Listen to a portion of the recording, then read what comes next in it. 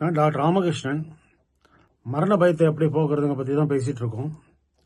இதில் முக்கியமாக voltage retired லைஃப்ல தான் இது முக்கியமான ப்ராப்ளம். நம்ம ரிட்டையர்மெண்ட்டுங்கிறது நம்ம வகுத்துக்கிறது தான். 60 வயசுலேயும் நம்ம ரிட்டையர் ஆகிக்கலாம், 70 வயசுல ரிட்டையர் ஆகிக்கலாம். That is up to us. கவர்மெண்ட்டில் 60 வயசுங்கிறாங்க, அதுக்கப்புறம் ப்ரைவேட்டில் போய் நிறைய பேர் வேலை செய்கிறோம். பட் நம்ம ஒரு இடத்துல ஒரு ஸ்டேஜில் ரிட்டையர் ஆகிடுறது நல்லது. இதெல்லாம் விட்டு மெட்டீரியலிஸ்டிக் லைஃப்பை விட்டு வெளியில் போகிறது நல்லது. நமக்கு வேண்டிய காப்பீட்டு திட்டங்களை நம்ம ஃபுல்லாக வச்சுக்கணும். அதுக்கு அடுத்தது நம்ம குழந்தைங்க நம்ம வீட்டில் இருக்கணும்னு நினைக்காதீங்க. பையன் என்னோட இருக்க மாட்டேங்கிறான், மருமகன் என்னோட இருக்க மாட்டேங்கிறான்னு நினைக்காதீங்க. நீங்கள் அவங்க வீட்டுக்கு போங்க, 2 நாள் தங்குங்க, அடுத்த 2 பேர் வீட்டுக்கு போங்க. இந்த மாதிரி பண்ணீங்கன்னா உங்களுக்கு மாமியார் மருமகள் பிரச்சனை இதெல்லாம் வராது. பொண்ணு நம்ம கவனிக்கலைங்கிற மாதிரி தொந்தரவுலாம் வராது.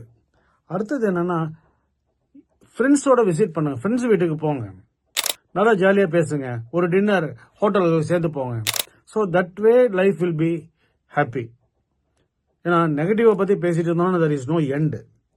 அதுக்கடுத்தது பார்த்தீங்கன்னா, நாங்கள்லாம் பார்த்தீங்கன்னா நான் 1976 நான் படித்த ஸ்கூல்ல இருந்து நாங்கள் இப்போ வரைக்கும் 35 பேட்ச்மேட்ஸு கண்டினியூஸாக லைனில் இருக்கோம். 2 வருஷத்துக்கு ஒரு தடவை மீட் பண்ணுறோம். ஸோ இந்த மாதிரி மீட் பண்ணும்போது பழைய நினைவுகள், பழைய இளமைகள்லாம் நிறையா ஞாபகம் வரும். அதெல்லாம் என்ஜாய் பண்ணணும். டான்ஸ் ஆடுறதெல்லாம் இப்போ வரும், ரைட்டா? அந்த மாதிரி லைஃப்பை கொஞ்சம் பாசிட்டிவாக எடுக்க ட்ரை பண்ணுவோம். அடுத்தது லாஃப்டர். அதாவது எப்போ பார்த்தா நச்சு நச்சு நச்சு நம்ம நெகட்டிவே எடுத்துக்கிட்டு மற்றவங்களை குறை சொல்லிட்டு வாழறதுல அர்த்தம் கிடையாது.